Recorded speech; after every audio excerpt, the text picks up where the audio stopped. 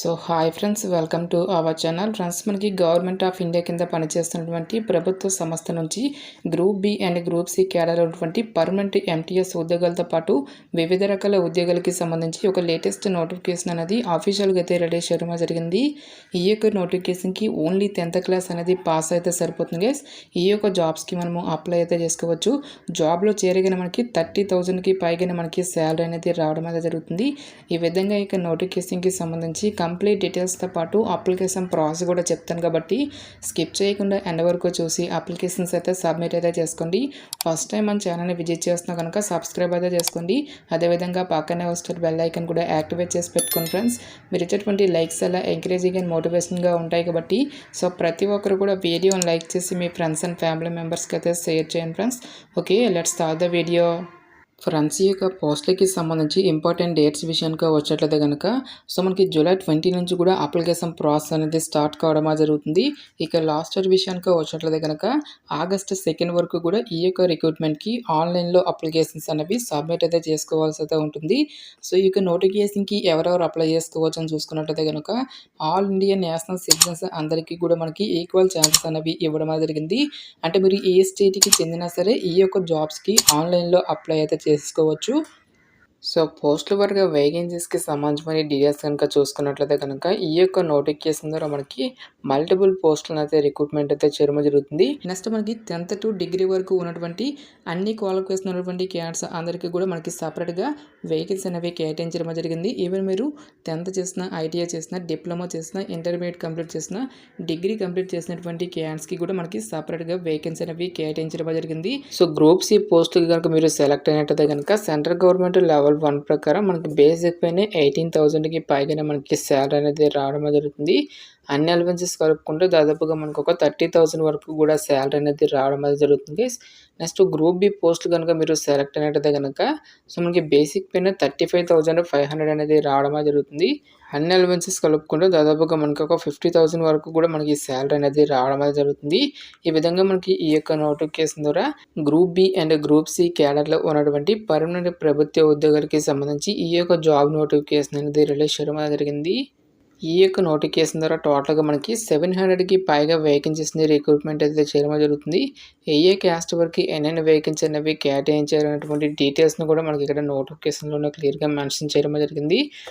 So post work age లిమిట్కి సంబంధించిన details కనుక చూసుకున్నట్టయితే కనుక అమిషన్ వర్క్షాప్ విభాగంలో ఉన్నటువంటి చార్జ్మెన్ ఉద్యోగాలతో పాటు ఫ్యాక్టరీ విభాగంలో ఉన్నటువంటి చార్జ్మెన్ ఉద్యోగాలతో పాటు నెక్స్ట్ మనకి ట్రేడ్స్ మ్యాన్, పీస్ట్ కంట్రోల్ వర్కర్, కుక్కు, మల్టీ టాస్కింగ్ అని చెప్పేసి ఈ యొక్క పోస్ట్కి సంబంధించి మీకు మినిమం ఏజ్ అనేది 18 ఇయర్స్ అయితే కంప్లీట్ అయి ఉండాలి.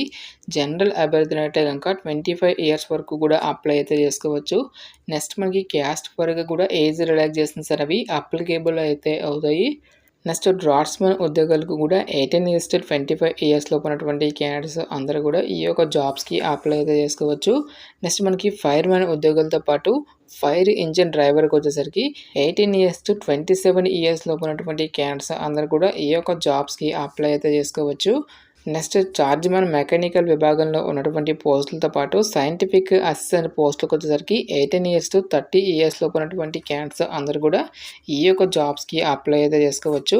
నెక్స్ట్ మనకి క్యాస్ట్ వరకు కూడా ఏజ్ రిలాక్సేషన్స్ అనేవి అప్లికేబుల్ అయితే అవుతాయి. ఎస్సీ ఎస్టీ క్యాండిడేట్స్కి 5 ఇయర్స్, ఓబీసీ క్యాండిడేట్స్కి 3 ఇయర్స్, పీడబ్ల్యూడీ క్యాండిడేట్స్ అనేట్లయితే కనుక 10 ఇయర్స్ వరకు కూడా మనకి అప్పర్ ఏజ్ రిలాక్సేషన్ అనేది ఇవ్వడం జరిగింది. నెక్స్ట్ ఈ యొక్క పోస్టులకి సంబంధించి అప్లికేషన్ ప్రాసెస్ విషయానికి వచ్చేట్లయితే కనుక ఓన్లీ ఆన్లైన్లోనే అప్లై చేసుకోవాల్సి అయితే ఉంటుంది. అప్లికేషన్ ఫీజుకి సంబంధించిన డీటెయిల్స్ కనుక చూసుకున్నట్లయితే కనుక ఎవరైతే SC ST PWD ex servicemen క్యాండిడేట్స్తో పాటు ఉమెన్ క్యాండిడేట్స్ ఎవరైతే ఉంటారో ఈ యొక్క క్యాండిడేట్స్ ఎటువంటి అప్లికేషన్ ఫీజు అనేది కూడా పే చేయాల్సినటువంటి అవసరం అయితే లేదు. ఈ యొక్క క్యాండిడేట్స్ అందరూ కూడా ఫ్రీగా అయితే అప్లై అయితే చేసుకోవచ్చు గైస్. సో రిమైనింగ్ కేటగిరీకి చెందినటువంటి క్యాండిడేట్స్ అందరూ కూడా 295 రూపీస్ అప్లికేషన్ ఫీజు అనేటువంటి దాన్ని ఆన్లైన్లో పే చేయాల్సి అయితే ఉంటుంది. So post work education qualification కనుక చూసుకున్నట్లయితే కనుక ట్రేడ్స్ మ్యాన్ మేట్ ఉద్యోగాలకు వచ్చేసరికి 10th క్లాస్ క్వాలిఫికేషన్తో పాటుగా మనకి నోటిఫికేషన్లో మెన్షన్ చేసేటువంటి ఈ యొక్క పర్టికులర్ ట్రేడ్స్లలో ఎవరైతే ఐటీఐ చేసినటువంటి క్యాండిడేట్స్ ఉంటారో ఆ యొక్క క్యాండిడేట్స్ మాత్రమే ఈ యొక్క జాబ్స్కి అప్లై చేసుకోవాల్సి అయితే ఉంటుంది.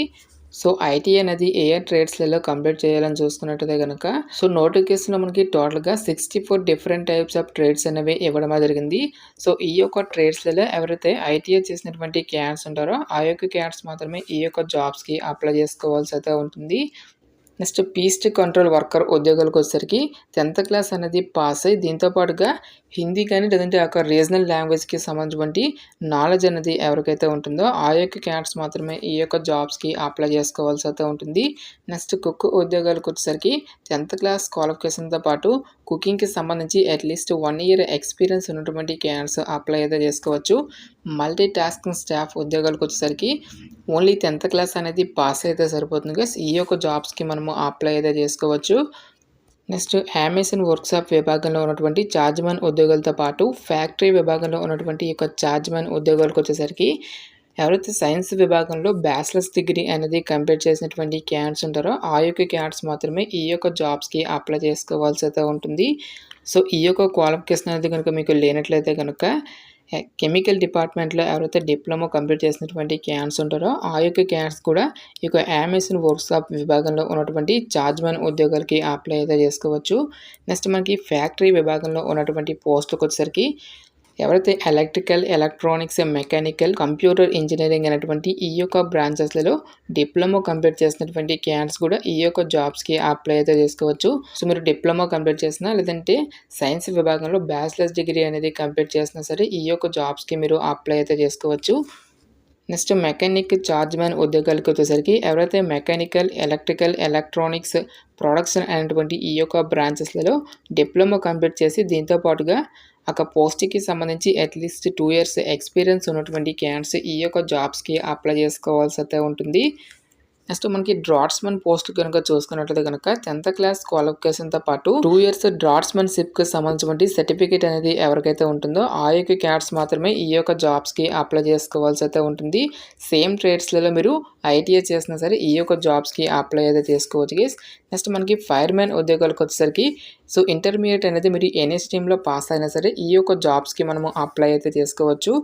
సో దీంతో పాటుగా మనకి elementary or basic or auxiliary fire ఫైటింగ్కి సంబంధించి కోర్స్ అనేది కూడా మీరు కంప్లీట్ చేసి అయితే ఉండాల్సి అయితే ఉంటుంది. సో ఇక ఫైర్మెన్ ఉద్యోగాలకి మనకి ఫిజికల్ స్టాండర్డ్స్ అనేవి కూడా అడగడం అనేది జరిగింది.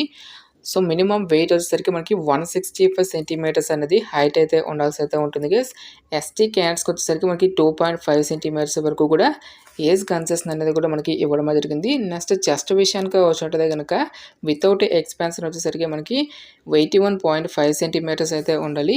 ఎక్స్పాన్షన్ అనేది కనుక 85 సెంటీమీటర్స్ అనేది ఇంక్రీజ్ అయితే అవ్వాల్సి అయితే ఉంటుంది. సో మనకి మినిమం వెయిట్ వచ్చేసరికి 50 కిలోగ్రామ్స్ అయితే ఉండాల్సి అయితే ఉంటుంది గైస్. నెక్స్ట్ మనకి ఐ సైట్ వచ్చేసరికి 6/6 విజన్ అయితే ఉండాల్సి అయితే ఉంటుంది. నెక్స్ట్ ఎండ్యూరెన్స్ టెస్ట్కి సంబంధించిన డీటెయిల్స్ కనుక చూసుకున్నట్లయితే కనుక 63.5 కిలోగ్రామ్స్ గల మ్యాన్ని పట్టుకొని మీరు 183 మీటర్స్ని మీరు 96 సెకండ్స్లో ఈ యొక్క రేస్ అనేది మీరు క్లియర్ చేయాల్సి అయితే ఉంటుంది. నెక్స్ట్ 2.7 మీటర్స్ వరకు కూడా మనకి డిచ్ ల్యాండింగ్తో పాటుగా మనకి 3 మీటర్స్ వరకు కూడా వెర్టికల్ రోప్ అనేది మీరు ఎక్కాల్సి అయితే ఉంటుంది. సో ఈ విధంగా మనకి ఈ యొక్క ఫిజికల్ స్టాండర్డ్స్తో పాటు ఫిజికల్ ఎండ్యూరెన్స్ టెస్ట్కి సంబంధించిన డీటెయిల్స్ అనే మనకి ఇక్కడ నోటిఫికేషన్లో మెన్షన్ చేయడం జరిగింది. నెక్స్ట్ ఇక్కడ మనకి ఫైర్ ఇంజిన్ డ్రైవర్ ఉద్యోగాలకు కూడా మనకి సేమ్ ఫిజికల్ స్టాండర్డ్స్ అనేవి మనకి అడగడం జరిగింది. Only fire men and fire engine driver ఉద్యోగాలకి మాత్రం మనకి ఫిజికల్ స్టాండర్డ్స్ అనేవి అడగడం జరిగింది.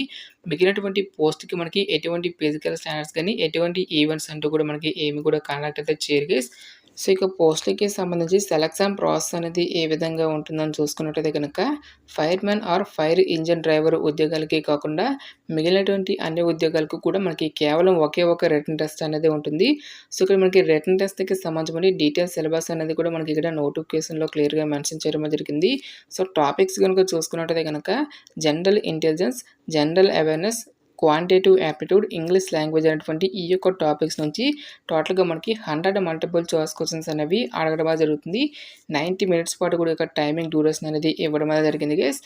ఓన్లీ ఇంగ్లీష్ అండ్ హిందీ లాంగ్వేజ్లో మాత్రం మనకి ఈ యొక్క క్వశ్చన్స్ అనేవి మనకి రావడం జరుగుతుంది. సో మనకి ఇక్కడ గ్రూప్ బి ఉద్యోగాలతో పాటు గ్రూప్ సి ఉద్యోగాలకి సంబంధించినటువంటి డీటెయిల్ ఎగ్జామినేషన్ ప్యాటర్న్ అనేది మనకి ఇక్కడ నోటిఫికేషన్లో క్లియర్గా మెన్షన్ చేయడం జరిగింది. సో ఇక నోటిఫికేషన్ లింక్ అనేది డైరెక్ట్గా డిస్క్రిప్షన్లో కామెంట్ సెక్షన్ అయితే ప్రొవైడ్ అయితే చేస్తాను గైస్. సో ఇక నోటిఫికేషన్ అనేది డౌన్లోడ్ చేసుకొని ఈ యొక్క డీటెయిల్స్ అన్నిటిని కూడా ఒకసారి చెక్అవుట్ అయితే చేయండి. సో ఎవరైతే ఇక రిటన్ ఎగ్జామినేషన్‌ని క్లియర్ చేసినటువంటి క్యాండిడేట్స్‌కి డైరెక్ట్‌గా మనకి డాక్యుమెంట్ వెరిఫికేషన్ అనేది చేసేసి ఈ యొక్క వేకెన్సీస్‌కి ఎంపిక అయితే చేయడం జరుగుతుంది. ఓన్లీ మనకి ఫైర్ ఇంజిన్ డ్రైవర్ ఉద్యోగాలతో పాటు ఫైర్‌మెన్ ఉద్యోగాలకి మాత్రమే రిటన్ టెస్ట్‌తో పాటుగా మనకి ఫిజికల్ టెస్ట్‌లు, నెక్స్ట్ మనకి ఫిజికల్ ఈవెంట్స్‌కి సంబంధించినటువంటి టెస్ట్‌లనేవి మనకి కండక్ట్ అయితే చేయడం జరుగుతుంది. గాయ్స్ మనకి ఈ యొక్క నోటిఫికేషన్ అనేది ఇండియన్ నేవీ నుంచి ఆఫీషియల్‌గా రిలీజ్ అయినటువంటి యొక్క group B and group C పోస్ట్‌లకి సంబంధించినటువంటి job notification details. Interest eligible candidates డెఫినిట్‌గా ఈ యొక్క రిక్రూట్‌మెంట్‌కి అప్లై అయితే చేసుకోండి. ఇక నోటిఫికేషన్‌కి సంబంధించినటువంటి లింక్స్ అన్నిటిని కూడా మనకి వీడియో డిస్క్రిప్షన్‌లోను, కామెంట్ సెక్షన్‌లో అయితే మెన్షన్ అయితే చేస్తాను. ఇంకా ఇక నోటిఫికేషన్‌కి సంబంధించి మీకు ఎటువంటి డౌట్స్ వచ్చినా సరే నాకు కామెంట్ సెక్షన్‌లో కామెంట్ అయితే చేయండి. ఇటువంటి మరిన్ని జాబ్ అప్డేట్స్ కోసం మన ఛానల్‌ని సబ్స్క్రైబ్ చేసుకొని బెల్ ఐకాన్ కూడా యాక్టివేట్ చేసి పెట్టుకోండి. సో ఇది ఫ్రెండ్స్ ఇవాల్టి వీడియో. రేపు మరొక మంచి జాబ్ అప్డేట్‌తో మళ్ళీ మీ ముందుకు రావడమే జరుగుతుంది. Thanks for watching. Have a nice day.